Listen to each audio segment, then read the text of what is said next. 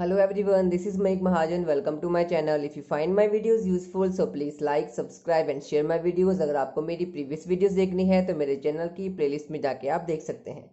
Moving to next exercise 8.2, question number first. A man got a 10% increase in his salary. If his new salary is rupees 1,54,000, find his original salary. आपको क्या बोला गया है कि एक इंसान है, एक आदमी है, उसकी क्या है सैलरी में 10% का इंक्रीज हो गया. ठीक है. और जो उसकी नई सैलरी बनी वो अब इतनी बन गई, मतलब जो पुरानी सैलरी थी उसमें कुछ 10% इंक्रीज हो गया है. और जो 10% इंक्रीज होकर जो सैलरी बनी है वो ये बनी है. तो आपको बोला गया है जब उसको 10% का इंक्रीमेंट नहीं लगा था तो उससे पहले जो स्टार्टिंग में उसकी जो सैलरी थी वो कितनी थी, हमें वो बतानी है. ठीक है. तो इसका आंसर देखते हैं. तो आपको यहाँ पे क्या बोला गया था, ओरिजिनल सैलरी आपको फाइंड आउट करनी है. तो जो आपको चीज़ फाइंड आउट करनी होती है उसको हम एक्स मान लेते हैं. तो सबसे पहले मैंने क्या लिखा, let original salary of a man is equal to rupees X. अब उसमें इंक्रीमेंट लगा था सैलरी में तो कितना था, 10% था. तो मैंने इंक्रीमेंट इन सैलरी लिख लिया 10%. अब हमें क्या करना है, न्यू सैलरी बनानी है. अब देखो जो पैसे में इंक्रीमेंट लगेगा वो कहाँ लगेगा, जो आपके पास ओल्ड सैलरी होगी उसी में आपके पास इंक्रीमेंट लगेगा. तो जो नई सैलरी उसके पास बनेगी वो कैसे बनेगी, ओल्ड में अगर हम 10% ओल्ड सैलरी का इंक्रीमेंट प्लस कर देंगे तो हमारे पास नई सैलरी बनेगी. मतलब क्या हुआ, जैसे कि मान लो आपको स्टार्टिंग में आपको 100 रुपीज़ मिलते थे और आपको बोला गया कि बाद में आपको 10% उस पर इंक्रीमेंट लग गया तो आपको कितने पैसे मिलेंगे. अब देखो 100 में अगर 10% लगा तो हमें क्या करना पड़ेगा, 100 का 10% निकालना पड़ेगा. तो हमें क्या करना पड़ेगा, जो आपके पास पैसे नहीं आपको मिलेंगे वो क्या मिलेगा, कुछ इस तरह से मिलेगा. मतलब 100 तो मिलेगा ही लेकिन उसमें क्या होगा, 10% 100 का और जुड़ जाएगा. तो वही चीज़ यहाँ पर हो रही है कि ओरिजिनल सैलरी तो मिलेगी लेकिन उसमें 10% ओरिजिनल सैलरी का जुड़ जाएगा. तो वो चीज़ हमने यहाँ पे लिखी है. अब आपको न्यू सैलरी दे के रखी है फिर से 1,54,000 रुपीज़. अब देखो ये न्यू सैलरी मैंने अपने फॉर्मूले के अकॉर्डिंग निकाली और ये आपको दे के रखी थी. तो लेफ्ट हैंड साइड इक्वल है तो राइट हैंड साइड भी इक्वल हो जाएगी. तो इनको हमने कर दिया यहाँ पे इक्वल. तो ओल्ड सैलरी थी यहाँ पे एक्स, फिर प्लस 10% ओल्ड सैलरी कितनी थी, एक्स. तो मैं यहाँ पे ओल्ड सैलरी की जगह मैंने यहाँ पर एक्स लिख दिया. ओरिजिनल सैलरी और ओल्ड सैलरी की बात है यहाँ पर. तो एक्स प्लस 10% ऑफ एक्स किसके इक्वल हो जाएगा, 1,54,000. इसको थोड़ा सा सॉल्व करते हैं. परसेंट का मतलब होता है अपॉन 100. तो 0 से 0 कैंसिल हुई, बन गया 1/10. अब यहाँ पर हमें लेना पड़ेगा एलसीएम लेना पड़ेगा हमें. तुमने 10 और 1 का एलसीएम ले लिया 10, देन को क्रॉस मल्टीप्लाई करके क्या बन गया यहाँ पर 10x प्लस एक्स. नॉर्मली जैसे हम प्लस करते हैं वैसे प्लस कर दें इनको. देन आपके पास यहाँ पर एज इट इज आ गया 10x प्लस एक्स हो गया 11x. यहाँ पर देखो हमें x की वैल्यू फाइंड आउट करनी है तो 10 चला जाएगा मल्टीप्लाई में, 11 यहाँ पर मल्टीप्लाई में और वो चला जाएगा डिवाइड में. अब इसकी हम कटिंग करेंगे. सो 11 वन ज़ा 11, 11 वन ज़ा यहाँ पे 11 हो जाएगा, 4 चल जाएगी कैरी, बन जाएगा 44. 11 4 ज़ा 44 और बाकी हमारे पास आ गई 30. तो हमारे पास इनको मल्टीप्लाई करके कितना आ गया आपके पास 1,40,000. तो इसका मतलब क्या हुआ, जो स्टार्टिंग में उसकी सैलरी थी वो 1,40,000 थी, 10% उसको इंक्रीमेंट लगने के बाद वो 1,54,000 हो गई थी. तो ये हमें फाइंड आउट करना था.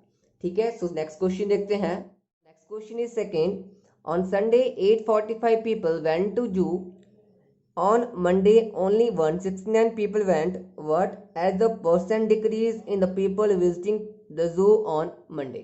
आपको क्या बोला गया है कि संडे को 845 पीपल जो है जू जा रहे हैं, देन मंडे को 169 पीपल गए. अब आपको बोला गया है कि अब जो संडे में गए है ना, ज़्यादा गए दिखती बात है, मंडे में कम गए, तो कितना परसेंटेज डिक्रीज हुआ संडे से लेकर मंडे तक लोगों का, वो आपको बताना है ना. संडे में ज़्यादा लोग थे, मंडे में कम थे.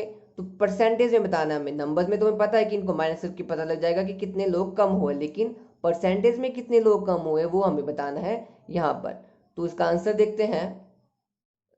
देखते हैं. On Sunday number of people went to zoo. तो जू में कितने लोग गए, 845 लिख लिया संडे को. देन मंडे को कितने लोग गए 169, जो क्वेश्चन में दिया था वो लिखा। अब डिक्रीज कितना हुआ, डिक्रीज का मतलब हुआ कम, मतलब 845 संडे को थे, मंडे को 169 थे, तो उनको माइनस करके पता लग जाएगा मैं कितने लोग कम आए मंडे को। तो मैंने क्या किया, डिक्रीज निकाल दिया कि मंडे को कितने डिक्रीज हुए, तो दोनों को माइनस करके निकल गया कि कितने लोग कम हुए। लेकिन मेरे को ये नहीं पूछा है कि कितने लोग कम हुए, मेरे को बोला गया कि आप क्या बताओ परसेंटेज में कि डिक्रीज परसेंटेज कितनी हुई।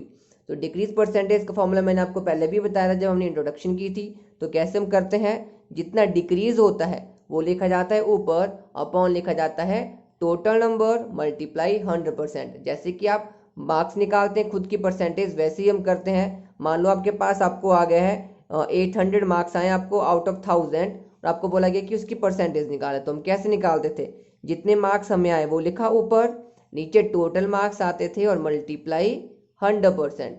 तो वैसे हम यहाँ पर कर रहे हैं, जितना डिक्रीज हुआ वो ऊपर लिखा, नीचे टोटल लिखा और मल्टीप्लाई 100%। ठीक है, नॉर्मली जैसे फॉर्मूला बनता है परसेंटेज का वैसे ही बन रहा है। देन अब क्या किया, वैल्यूज पुट करी, डिक्रीज कितने थे 676, टोटल कितने थे 845, स्टार्टिंग में थे ना संडे में, वो टोटल 845 थे स्टार्टिंग में जो होते हैं हमारे पास। यहाँ पे आता है नंबर ऑफ पीपल जो स्टार्टिंग में गए थे, ठीक है ना, स्टार्टिंग वाले जो होते हैं वो लिखा जाता है यहाँ पर। तो 845 एंड मल्टीप्लाई 100। देन इसको सॉल्व करेंगे, यहाँ पे इसकी कटिंग करते हैं। सो 5 20 100 हो गया, 5 1 5, 3 कैरी गई, 5 6 30, देन 4 1 5 9 45। अब यहाँ पे 169 आपके पास आ गया, यहाँ पे 676 है तो 13 से जाएगा, 13 1 13, 3 कैरी गई, 13 3 39। देन यहाँ पर 13 5 हो गया 65, 2 कैरी गई, 13 2 26, अगेन 13 से 13 1 13 एंड 13 4 52। ठीक है, और 420 से कितना आ गया 80। तो कितना परसेंटेज डिक्रीज हुआ 80%। ठीक है, तो ये इसका आंसर हुआ। Moving to next question. Next question है क्वेश्चन नंबर 3rd। और shopkeeper buys 80 articles rupees 2400 and sells them for a profit of 16%. Find the selling price of one article। तो आपको यहाँ पे क्या बोला गया है, एक दुकानदार ने 80 आर्टिकल 80 चीज़ें खरीदी 2400 रुपीज़ में। ठीक है, अब उसने क्या किया, उनको बेच दिया। बेचा कितने प्रॉफिट में, 60% के प्रॉफिट में। तो बोला कि एक आर्टिकल का उसको कितना पैसा, वो उसको सेलिंग प्राइस कितने में उसने एक आर्टिकल बेचा। ठीक है ना, इतने में उसने 80 आर्टिकल्स खरीदे, 60% का उसको प्रॉफिट हुआ, और बोला गया कि एक आर्टिकल उसने कितने रुपए में बेचा, आपको वो फाइंड आउट करना है। सो इसका आंसर देखते हैं। सो यहाँ पर आपको दिया गया था कॉस्ट प्राइस ऑफ 80 आर्टिकल्स, वो लिख लिया मैंने ₹2400। लेकिन हमें जो सेलिंग प्राइस पूछा गया है वो पूछा गया वन आर्टिकल का, तो हमें कॉस्ट प्राइस भी वन आर्टिकल का निकालना पड़ेगा। तो अगर 80 आर्टिकल उसने 2400 रुपये में लिए तो एक आर्टिकल कितना हो जाएगा, 80 आ जाएगा, डिवाइड में 0 से 0 कैंसिल हुई, 8 3 24 बन गया 30, तो मतलब ₹30। हमने पहले भी पढ़ा कि अगर ज़्यादा से कम में निकालना तो हम डिवाइड करते हैं। तो वन आर्टिकल की कॉस्ट प्राइस मतलब एक आर्टिकल उसने कितने रुपए में खरीदा, 30 रुपये में। अब उसको प्रॉफिट कितना हुआ 16% का, तो मतलब क्या हुआ इसको भी आप ध्यान से समझेंगे।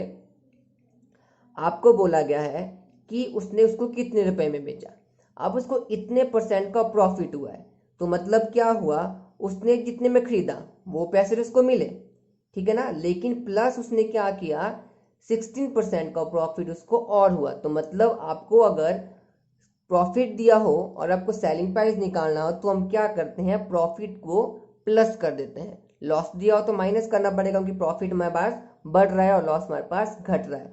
तो मतलब क्या हुआ, उसने जो बेचा, ठीक है ना, सेलिंग प्राइस कैसे आएगा, cost price plus 16% cost price. अब 16% जो प्रॉफिट हमें जो मिलता है वो किसका मिलता है, कॉस्ट प्राइस का प्रॉफिट होता है। तो मतलब क्या हुआ, कॉस्ट प्राइस उसको मिला, जितना उसने खरीदा उतना पैसे उसको बने ही बने, लेकिन प्लस साथ में उसको इतना % और बना, यही मतलब हुआ। तो हमने क्या लिखना है, सेलिंग प्राइस निकालना है वन आर्टिकल का। सो कॉस्ट प्राइस हो गया 30 प्लस 16% ऑफ 30, कॉस्ट प्राइस यहाँ पर 30 है। ये आपने ध्यान से चीज़ समझनी है कि हमें 16% का प्रॉफिट हुआ, तो मतलब क्या करेंगे हम, कॉस्ट प्राइस जितना उसके पास पैसे उसको उसने खरीदा था वो तो मिला, लेकिन प्लस उसको 16% और मिला, तब वो सेलिंग प्राइस बना उसका। तो ये चीज़ आपको ध्यान में बढ़नी चाहिए क्योंकि ये वाली चीज़ हमारे पास अभी बाकी सभी क्वेश्चन में यही यूज़ होगा, तो आपको ये फॉर्मूला आपको बनाना आना चाहिए। देन हमारे पास को सॉल्व करते हैं। अब वैल्यू सॉल्व करते हैं। 16% को लिख लिया 16/100, देन 0 से 0 कैंसिल हुई, यहाँ पर 16 सीधा होता है 48, 48/10 हो गया 4.8, इनको एड अप किया आ गया 34.8। उसका मतलब क्या हुआ, जो सेलिंग प्राइस हुआ वन आर्टिकल का वो कितना आया 34.8, मतलब 30 रुपये में उसने चीज़ खरीदी थी, लेकिन 60% का प्रॉफिट उसको हुआ और उसने जो बेची वो कितने रुपये में बेची, अब 34.8 रुपीज़ में। तो इस तरह से हम क्वेश्चन को सॉल्व करेंगे। नेक्स्ट क्वेश्चन देखते हैं। Next question is 4th, the cost of an article was ₹15,500, ₹450 were spent on it's repairs, if it is sold for a profit of 15%, find the selling price of the article.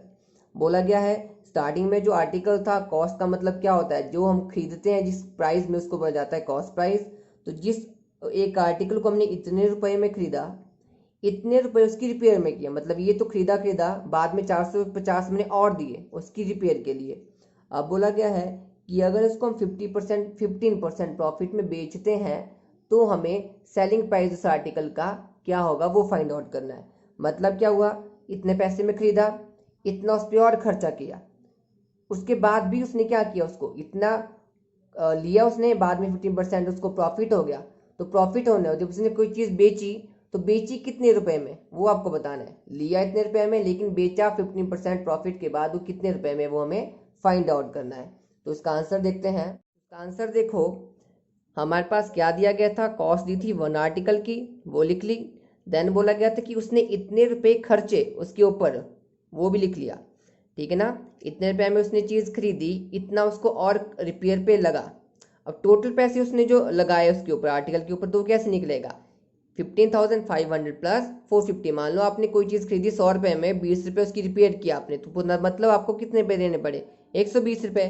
तो वैसे यहाँ पर हुआ है कि उसने इतने में चीज़ खरीदी, इतने में उसकी रिपेयर में लगी, तो टोटल पैसे मतलब उसके जो बने वो इतने बने। मतलब एक तरह से हमारे पास ये एक तरह से उसका कॉस्ट प्राइस ही मान के चलेंगे हम, बिकॉज इतना उसने उसको खरीदने में लगा ही लिया। देन आपको बोला गया है, जैसे हमने प्रीवियस क्वेश्चन में किया, कि आपको प्रॉफिट दिया गया 15% का, आपको निकालना है सेलिंग प्राइस। तो सेलिंग प्राइस हम कैसे निकालेंगे, हमने क्या बोला, उसको कॉस्ट प्राइस तो मिलेगा ही मिलेगा, लेकिन प्लस क्या होगा, उसको 15% कॉस्ट प्राइस का और मिलेगा, तभी प्रॉफिट हुआ। क्या क्या फॉर्मूला बनता है हमारे पास, सेलिंग प्राइस जो होता है वो कैसे निकलता है, कॉस्ट प्राइस प्लस जितना प्रॉफिट बनता है वो ऑफ कॉस्ट प्राइस। मतलब कॉस्ट प्राइस जितना बना, जितना पैसा उसने खरीदा वो तो मिलेगा ही मिलेगा उसको, लेकिन उसको 15% और मिल रहा है, तभी उसने उतने में वो बेचा। तो मतलब क्या हुआ, कॉस्ट प्राइस यहाँ पर बना ये वाली चीज़ प्लस 15% ऑफ सीपी हमारे पास ये, तो ये एक तरह से ये कॉस्ट प्राइस हमारे पास बना है। तो बाद में हमने वैसे ही लिखा, इसको सॉल्व किया, थोड़ा सा 0 से 0 को कैंसिल कर दिया, 15 इंटू दिस बन गया 2392, सॉरी 15 मल्टीप्लाई 1595 जो हमने किया तो बन गया 23925 अपॉन 10 था, तो डेसिमल हमने लगा दिया टर्म के बाद। देन इनको एडअप किया और एडअप करके हमारे पास बन गया ये, और ये बना सेलिंग प्राइस हमारे पास उस आर्टिकल का। तो मतलब क्या हुआ, इतने में उसने चीज़ खरीदी और उसके बाद क्या किया, 15% का अगर उसको प्रॉफिट बनता है तो उसको इतने पैसे में उसने बेच दिया। ठीक है, तो इस तरह से हम क्वेश्चन को सॉल्व करेंगे। तो आज पे यहीं स्टॉप करते हैं, नेक्स्ट क्वेश्चन करेंगे नेक्स्ट वीडियो में। अगर आपको इन क्वेश्चन से रिलेटेड कोई भी प्रॉब्लम हो तो आप कमेंट सेक्शन में कमेंट कर सकते हैं। Till then, thank you.